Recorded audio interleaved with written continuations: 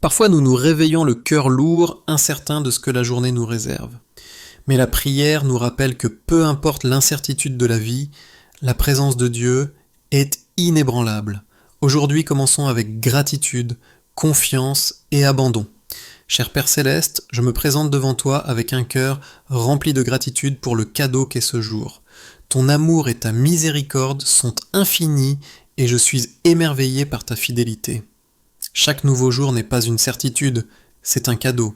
Le psalmiste dit « C'est ici la journée que l'Éternel a faite, nous nous y réjouirons et nous y serons dans l'allégresse. » Cela ne signifie pas que chaque jour sera facile, mais cela signifie que nous pouvons trouver une raison de nous réjouir parce que la main de Dieu est déjà sur ce jour. Étape pratique.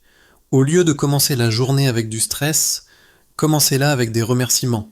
Même si c'est aussi simple que de remercier Dieu pour votre souffle, votre santé ou une personne que vous aimez. La gratitude change votre état d'esprit.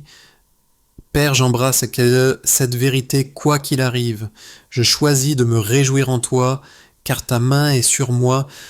Choisir la joie ne signifie pas ignorer les problèmes. Cela signifie reconnaître que même dans les défis, la présence de Dieu vous précède. Comme un parent tenant la main de son enfant, pour traverser une rue animée, Dieu prépare le chemin même lorsque nous ne pouvons pas le voir. Étape pratique. Avant de réagir avec inquiétude, faites une pause et rappelez-vous, Dieu est déjà là, il est déjà à l'œuvre. Oui, le bonheur et la miséricorde m'accompagneront tous les jours de ma vie. Imaginez que vous marchez avec deux compagnons derrière vous, le bonheur et la miséricorde. C'est ainsi que Dieu veut que vous voyiez la vie quoi qu'il arrive. Sa bonté vous poursuit et sa miséricorde couvre vos erreurs. Étape pratique. Lorsque la culpabilité ou le regret surgit, rappelez-vous, la miséricorde me suit. Je plaide le sang de Jésus sur mon esprit, mon âme et mon corps aujourd'hui. La peur est lourde, mais l'abandon est la liberté. Jésus a déjà porté le poids de nos péchés et de nos peurs sur la croix. Plaider son sang, c'est déclarer « Ma vie est couverte, mon avenir est assuré, mon âme est protégée ». Notez une peur qui vous hante, puis dans la prière, remettez-la à Dieu en disant « Ceci est à toi, maintenant pas à moi ». Père, alors que cette nouvelle journée commence, je réalise que je ne sais pas ce qu'elle contient. L'incertitude fait peur, mais la parole de Dieu dit « Je ne te délaisserai point et je ne t'abandonnerai point ». Même si des surprises surviennent, il marche avec vous. Pensez-y comme conduire la nuit, vous ne voyez pas toute la route, juste ce que les phares éclairent, mais c'est suffisant pour continuer d'avancer. Étape pratique. N'essayez pas de tout comprendre pour la journée, faites confiance à Dieu instant après instant. La peur ne vient pas de toi, Seigneur, et je la rejette. La peur est une menteuse. Elle murmure « Tu n'y arriveras pas, tu n'es pas assez bien, ça ne marchera pas ».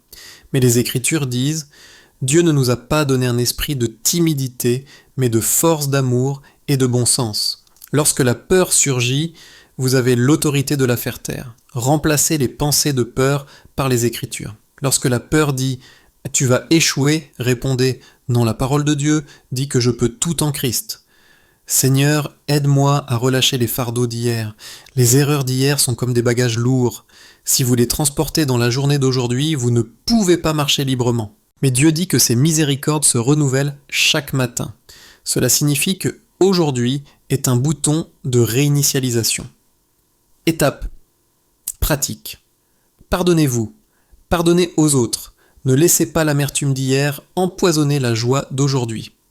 Remplis-moi d'amour, de joie, de paix, de patience et de tous les fruits de ton esprit. Lorsque les gens nous voient, ils devraient apercevoir un reflet de l'amour de Dieu.